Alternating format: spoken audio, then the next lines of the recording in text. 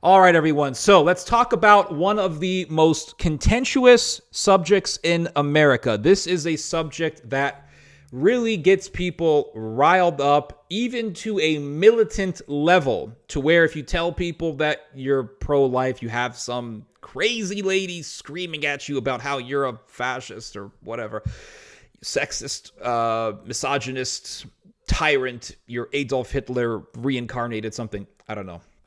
A lot of crazy people out there. But the key word here is contentious. Why is abortion so contentious? Well, it all comes down to irresponsibility, but that's for another video. The fact is that it is contentious. That's the bottom line. It is contentious. And the fact that abortion is such a polarizing subject in America really signifies how difficult it's going to be to purge America of abortion. It's going to be extremely difficult. You may win some battles here and there, but the war is still ongoing. Why?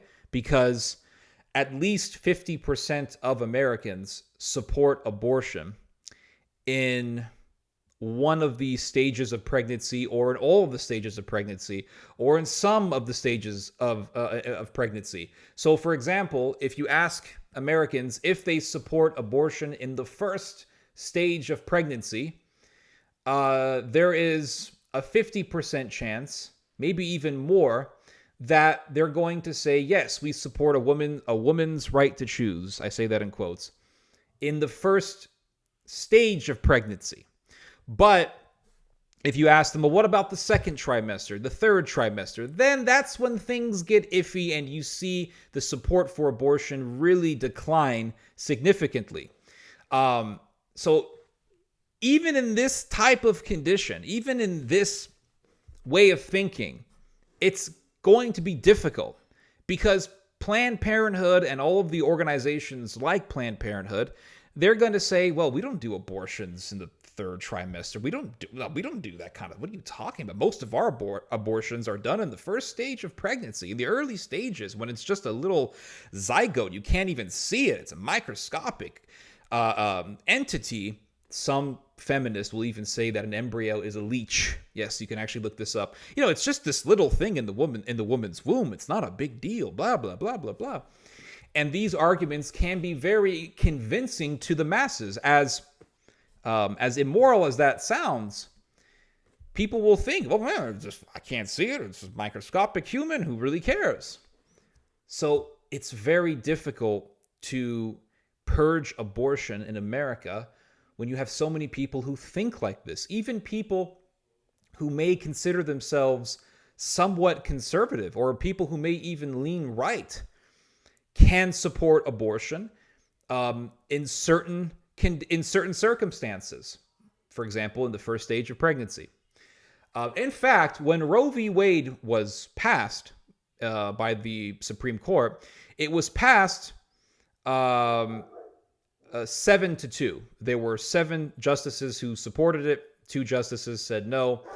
Now, 6 of the judges who supported Roe v. Wade, who supported allowing abortion to be constitutional, they were appointed by a Republican administration. 4 of them were appointed by the Nixon administration. And these, a lot of the judges who passed Roe v. Wade considered themselves conservative. They considered themselves somewhat conservative. So it's very murky. The whole atmosphere is very murky. I have heard it said that we are the most pro-life generation in American history since the passing of Roe v. Wade. I really don't believe that. Why? Well, you could say, look, all these clinics are shutting down, right? In Mississippi, they only have 1 clinic left. In Texas, there are only a few little clinics left here and there. And that's a good thing. Don't get me wrong. I'm pro-life. That's a good thing. But we have to look at the reality here. The reality is that at least 40% of all abortions in America are done through abortion pills. They're not even done through a clinic, a so-called clinic. They're done through a pill. Now, the government of Texas recently passed a bill. It's called Senate Bill 4 or SN4, which outlaws the purchasing of abortion pills after, I think, the 7th week of pregnancy. But here's the thing. How the hell are they going to stop people from ordering pills online? There is a nonprofit organization in Europe. It's called Aid Access. And they said, if anyone in Texas wants abortion pills, we'll send them to it. We'll send it to them. We'll send them the pills. We don't care. And some Republican senator in Texas said, well, if Aid Access does this, then we're going to have to extradite the head of the company or the person who's running the operation to Texas for penalties. That's going to be extremely difficult to do. It's going to cause, if that were ever to happen, it would cause a huge political explosion. I don't know how the hell they would be able to extradite some European leader of a nonprofit for selling abortion pills to Texas. I don't know how they would do that without causing such a firestorm. And I'm pretty sure a higher court would get involved to intervene and stop that from happening. It's very unlikely. Let's just put it that way. It's very, very unlikely. And let's not forget, they are lower judges. They are district judges that intervene in these types of situations and block laws like these from being enacted. So, for example, after Texas passed its law against abortion, there was a district judge who got a request granted from the Biden administration to temporarily block the law.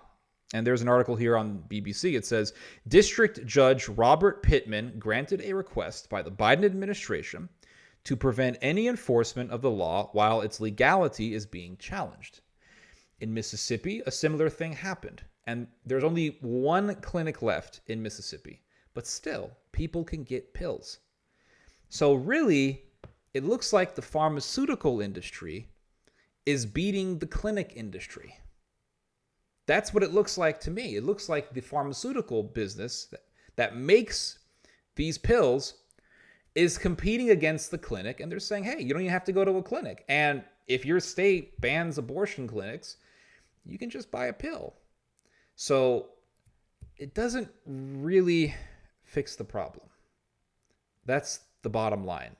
All these laws that effectively ban abortion, can you really, really fully enact them? Can you fully, really enforce them? That's the question that I have. I hope it works. I really do.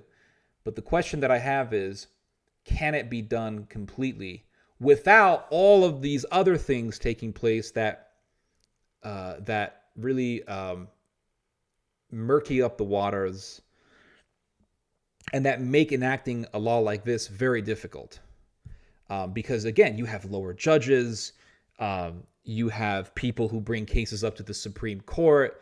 It's just, and then you also have the fact that so many people in Texas are becoming Democrat, or Democrats are coming to Texas. Texas has had a blue wave. And yes, even though Ted Cruz won his election, Beto was pretty close to winning. That should not really make us exuberant. It should really worry us, actually. If you're a Republican, you should be worried in Texas. In San Antonio, they had a referendum on whether or not to effectively defund the police by removing the police union's negotiating leverage. So basically saying that cops can't negotiate their wages. The police union cannot negotiate the wages for the police in San Antonio. They had a referendum whether or not to pass this. And it didn't pass, thank God. But the people who were in favor for defunding the police, the people who were in favor for removing the police union's negotiating power, they were pretty high. And they lost by a very small number. It wasn't like it was this landslide victory for the people who actually support the police. It was not. It was a victory by a hair. It was a victory by a hair. So a lot of people are liberal in the United States. And a lot of people support abortion in varying circumstances, or some people even say they believe in abortion in all stages of pregnancy, which is horrific. So in such a condition like this, it's going to be very difficult. It's going to be very, very difficult. Remember what happened in 2015 when the Supreme Court constitutionalized gay marriage. There were people who still resisted. Remember Kim Davis? She said, "Oh, I'm not going to give licenses out." Couldn't stop her. And the conservatives supported Kim Davis immensely. And just recently, there was an abortion doctor in Texas who did an abortion just to be defiant to the state. So even if Texas says, okay, abortion is banned, it gets accepted by the Supreme Court, you're going to have so much resistance. It's going to be a very difficult battle. But I know that Catholics, evangelicals, you guys have the tenacity. So it's going to be a difficult battle, but we will continue. Anyway, you guys just heard some theology. God bless.